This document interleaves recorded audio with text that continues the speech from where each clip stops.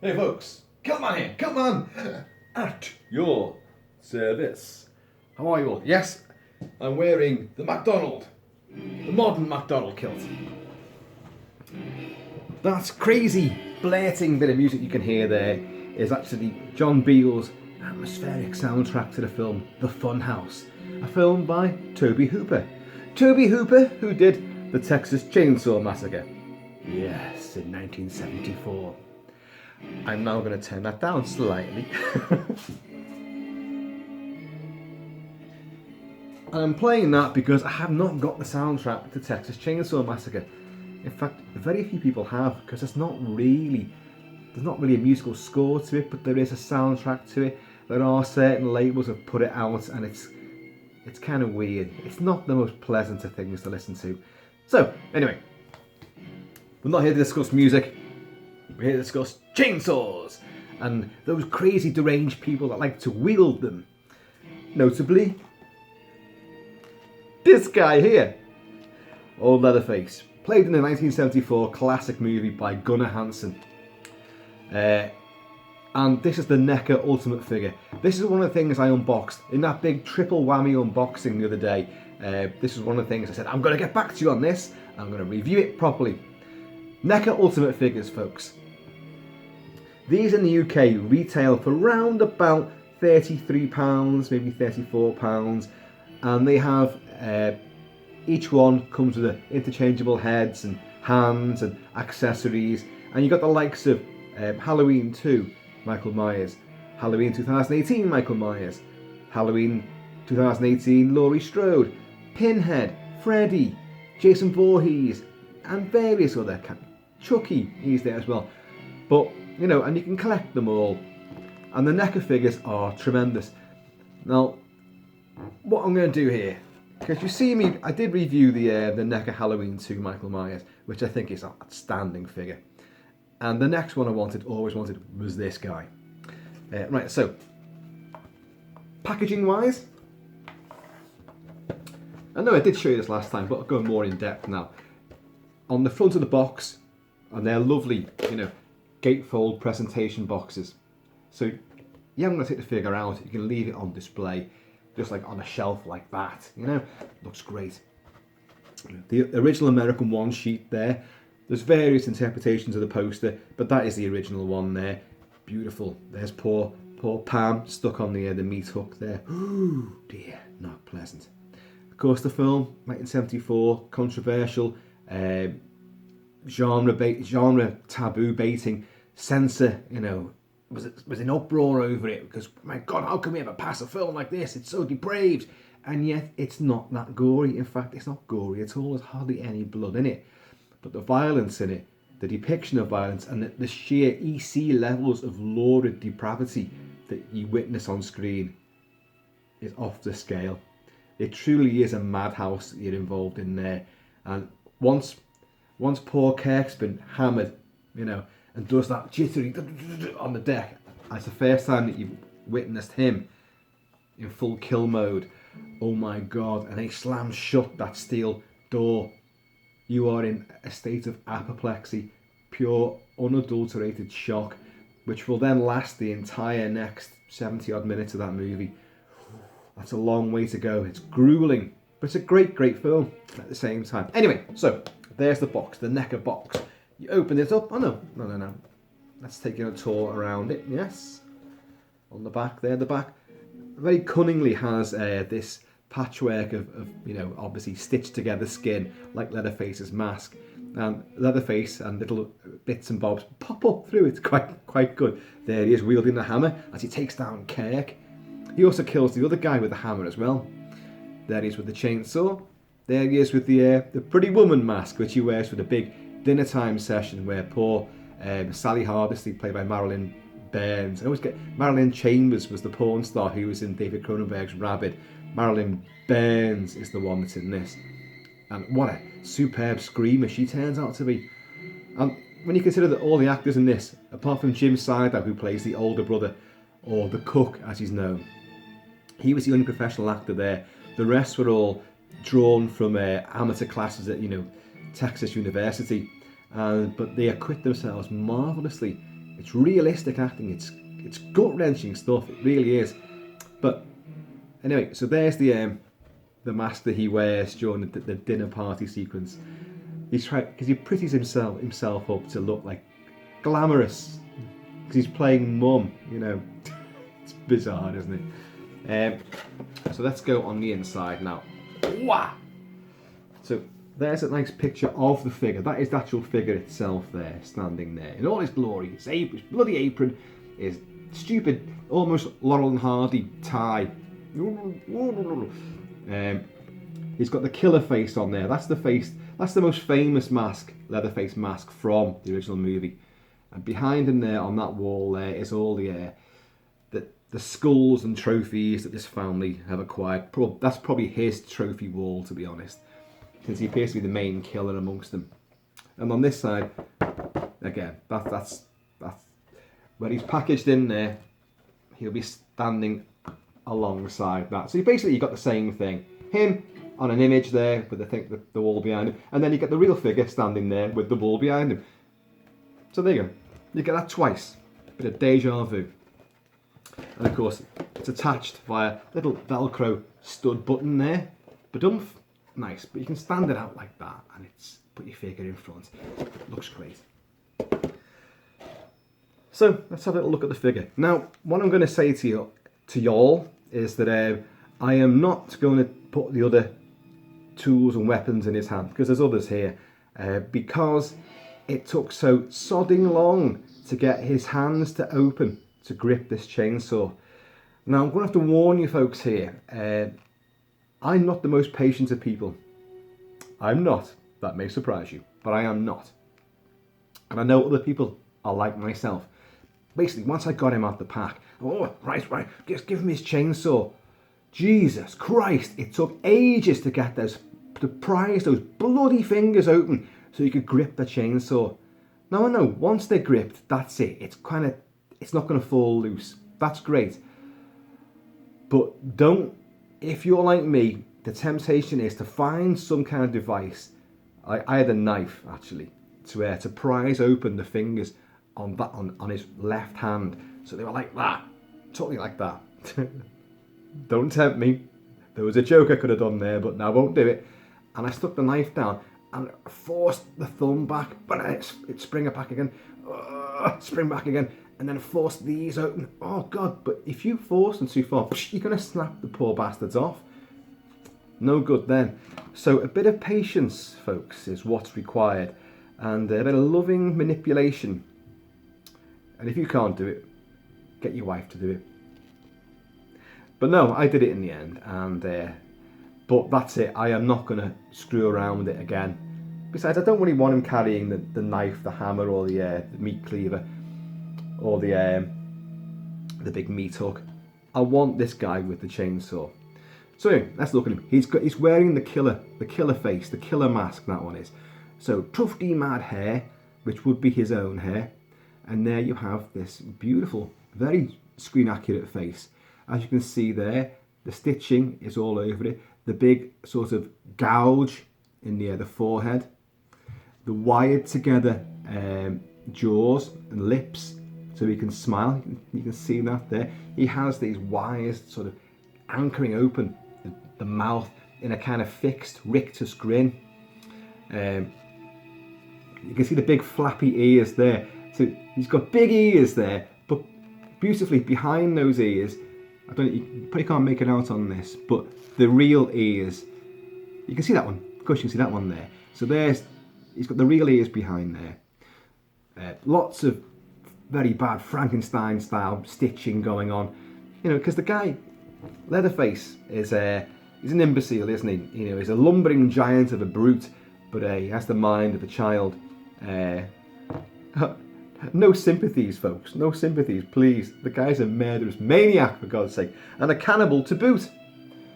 But so everything he does is kind of haphazard in his own twisted logic. You know, he like the Pretty Woman mask, and he puts makeup on it and lipstick and all that. Like, you know, in his twisted brain, you know, he's dressed up to the nines for that big dinner party where they've got poor Sally and Grandpa comes down with the hammer, but he's almost a corpse. He basically is a corpse, and you can't smack it on the head with it. Oh, it's so grotesque, isn't it? And yet so brilliant at the same time. So yeah, the face is brilliant. I do like that. And there's some articulation with the head. Obviously, because it sits on like a little ball, so you can put the other head on. And the other head, yes, folks, you guessed it. Yeah, you guessed it, I can't get it out of the packaging. It's the pretty woman.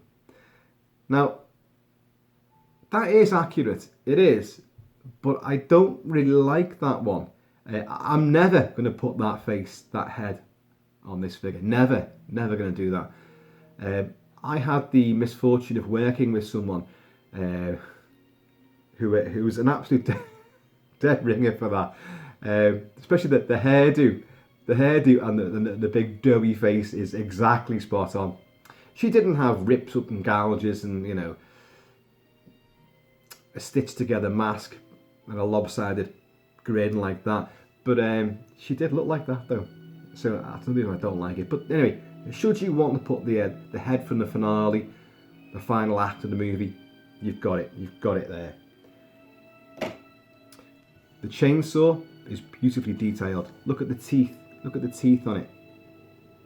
Of course, it's smothered in gore as well.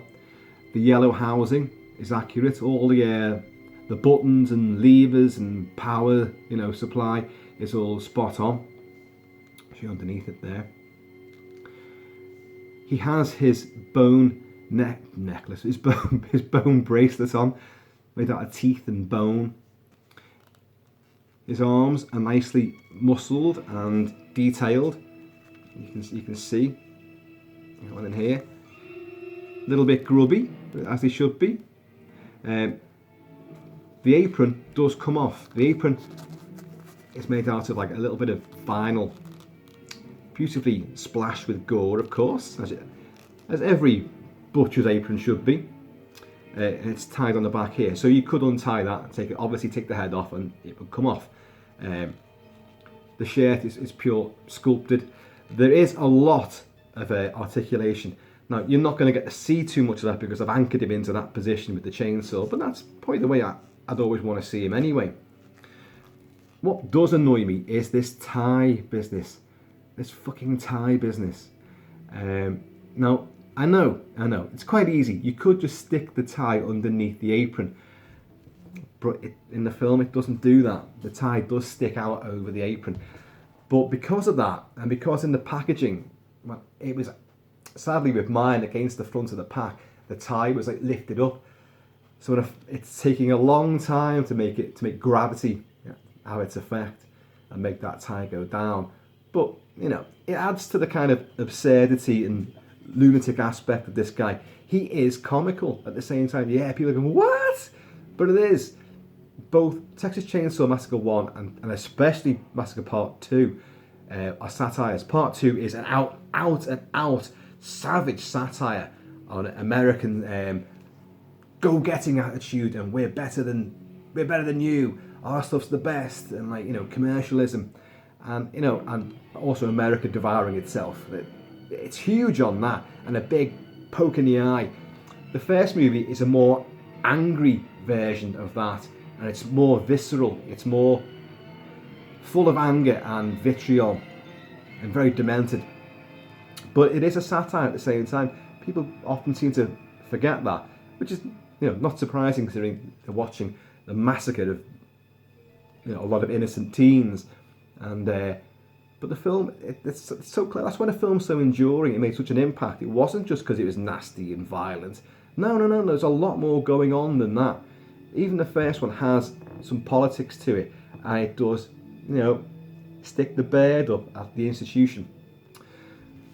I like his cowboy boots as well. You know, look at them. There's something that you don't always think about with Leatherface. That, you know, these are Texan rednecks. You know, these are cowpokes. And he's got a great pair of boots there. I've got quite a selection of cowboy boots myself, actually. But they don't. I wear a kilt, as you know. I mean, you may have noticed this. And cowboy boots, they don't always go well with the kilt. Sometimes they do. And I've done that. I've gone out in a boot with a pair of cowboy boots on, and but some of them, no. You look like something out of Village People, and that's not a good look. But yeah, lots of articulation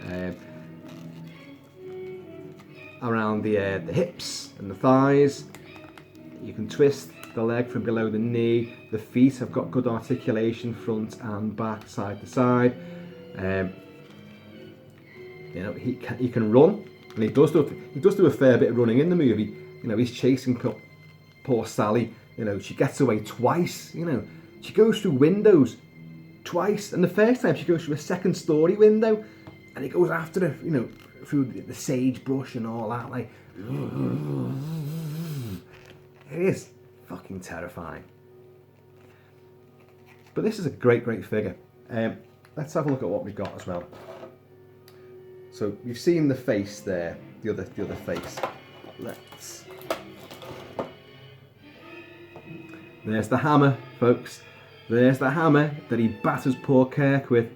That sequence alone, And I've got to mention as well, just after Kirk gets buff and he does that horrible jitter, the death spasms, and then gets dragged into Leatherface's workshop, and the steel shutter goes, and we're just left.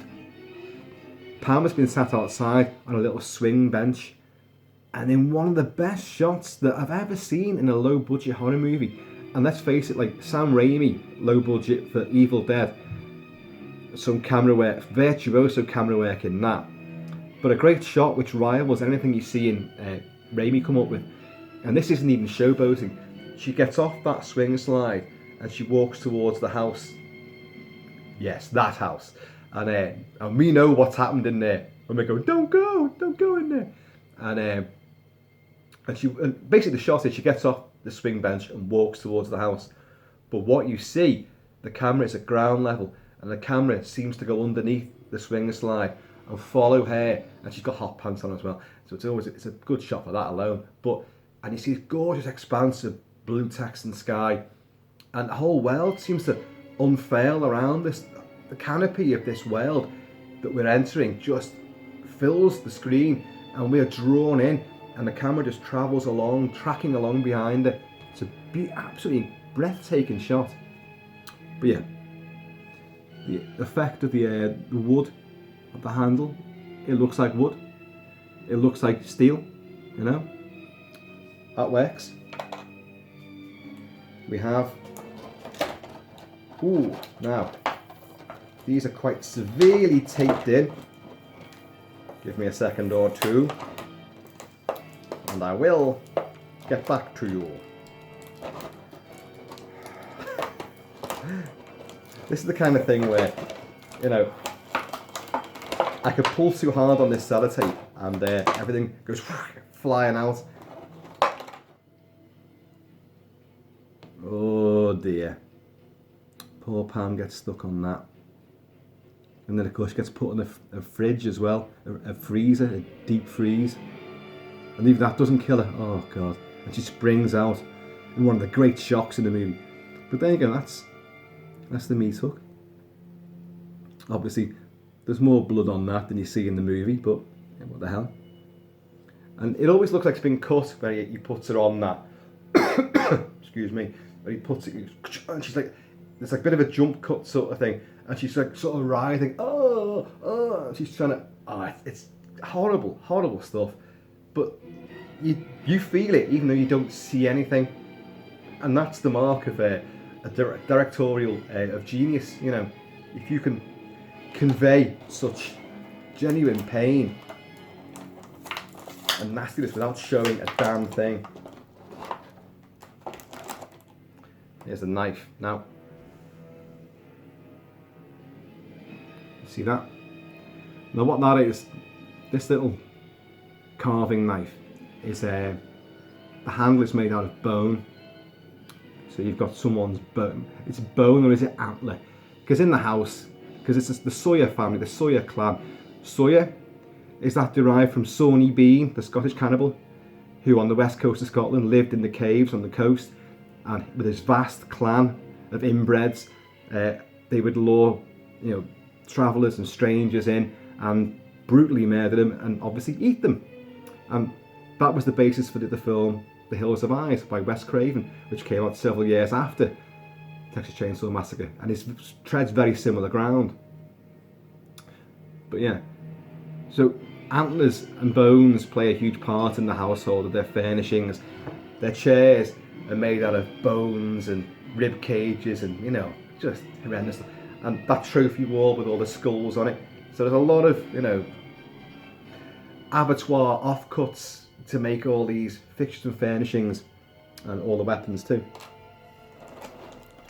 I mean, these guys can't half improvise. And here's the meat cleaver. And that's great. That is a great cleaver. That, I mean, you will see him chopping. He does cut up bodies and he does chop them up, but you don't see anything. Again, a lot of it's implied or kind of barely seen. The handle again looks genuinely wooden. Look, it's even glinting like it's real steel. Yeah. Very nice indeed.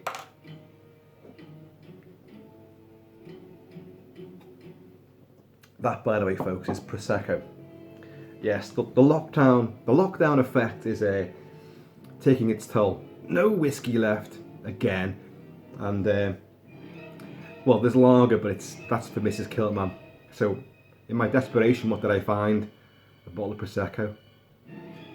But you know what? It does hit the spot. It does work, and it is very Moorish. Salute. So yeah, here he is again. I think you'd agree that is a gorgeous figure. Stands 7 inches, which is the usual range for these things. I mean, I think you can get an Ultimate Predator, the Ultimate Jungle Hunter from the original Predator movie, and that's been that's a re-release one. I've not got it as yet, and that, although it's in this sort of scale range, he stands obviously appreciably bigger. So they do take that into account. Obviously, the Chucky figure is about that big, you know? So they're getting that bit right. But Neca do a great job with these. See, the only complaints I would have is the stiffness, the rigidity of those fingers, because you know, obviously you want to get these things out and play with them and put all the tools of the trade in their hands. Obviously you want to do that, but just be careful, folks, because I really thought I was going to snap those fingers off. And another thing as well that I discovered is that, and again this could be unique to this figure, but the joint on that wrist there for that hand is very loose. It's not going anywhere, and all you need is a bit of glue and he's back in there, or you know, if you don't want to glue it, a bit of blue tack just to anchor it in. So you know, that is not a deal breaker. And you know, if you collect these things, then you kind of know what you let yourself in for. This is what could happen with these things. There are some other figures which are incredibly delicate and they do come apart, and it's just frustration. I would never dream of collecting all the Neca Ultimate figures. You know, I am a bit of a completist when it comes to some things, but you know, but not these. I can't stand Chucky. Not arsed. Not in the least bit arsed about Chucky. So, and you know, even Jason Voorhees, the first 3 movies of the Friday the 13th, I think, are good. Really enjoy them. The effects work of Tom Savini in in Friday the 13th Part 4, I think it is. Part 4, yeah. When he goes down the machete, you know the bit I mean. Oh God, that is amazing. That. But other than that, Voorhees is a bit of a borehees, to be honest. Sorry, people are going to go, what? What is that you're saying, Kilt-Man? Well, I've said it. It's too late now. But I do like some Voorhees stuff. I do. This guy's better though, because you know, there's something really dark and depraved about this, and yet there's also, it's hard. It's weird to say it. There's a sense of delirious fun and absurdity. There's pantomime with these guys because they are funny. They are a dysfunctional family, You know, no shit Sherlock there. But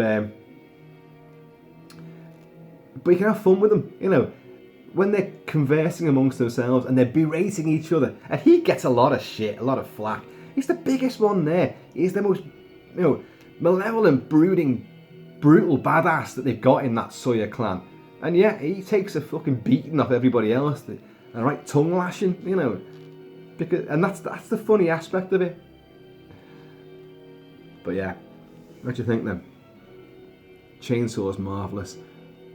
The grip, the muscle on the arm looks like, I mean, it looks genuine. Like he's holding that, you know. They're convincing arms, you know. I love the sculpt on the shirt. You know, it's sweaty, it's greasy, it's stained as well. You know, you get that sense of like, oh man, you know, you want to take a bath and get a haircut. You won't get hassled so much, you know. But yeah, and obviously, the articulation of the waist, the arms do go like that, and they do go like this, and they go back a fair bit. But you know, clearly, you're not going to get that with the pose I've put this guy in. Look at that tie. It's purely like, that's another fine mesh you got me into, you know. But I love him, and that's a great figure. And you get him in that pose. Look at his face. See, it's weird. He does look like he's grinning. He looks too happy, doesn't he? But that's because he has pinned that mouth open. He's wired it open to give him a grin. And you see after he's done the first kill in the movie, where he smacked Kirk, and he's realised, oh god, there's people around and all that. And I think he's got Pam putting a meat hook. He looks out the windows. He's making those pig-like grunts and squeals, and he sits there and he's sort of holding his head. And then you see him in a close-up, and he's going, oh. And you're like, oh, with them horrible, you know, horrendous, hideous teeth that he's got, and he hasn't got many, but oh my god. So in a way, you kind of feel are you agreeing with this? You feel sympathetic towards him because he's such a wretch, and like he hasn't been given any chances in life. Subsequent movies would show just how bad his life has been, of course, but you know, you take them as you find in those other movies, and some are okay. The remake I thought was fine, actually.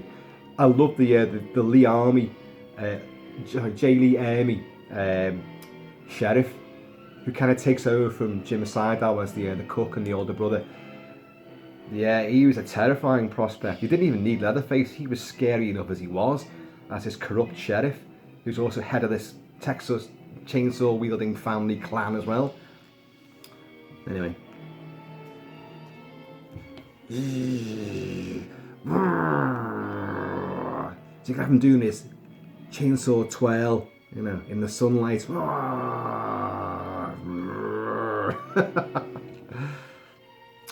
Folks, there you go. Neca Ultimate Leatherface from the original Texas Chainsaw Massacre. In the UK, around about £33.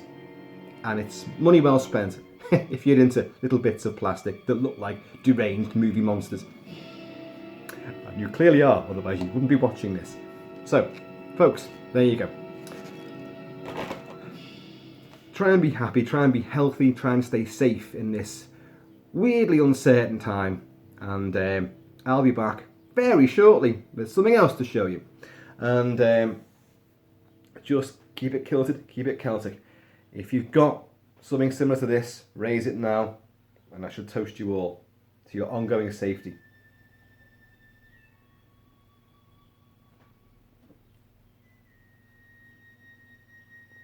You know what?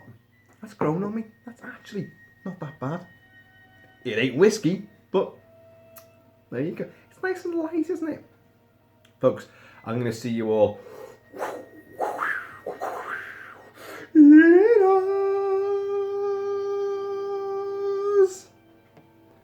The Sawyers family.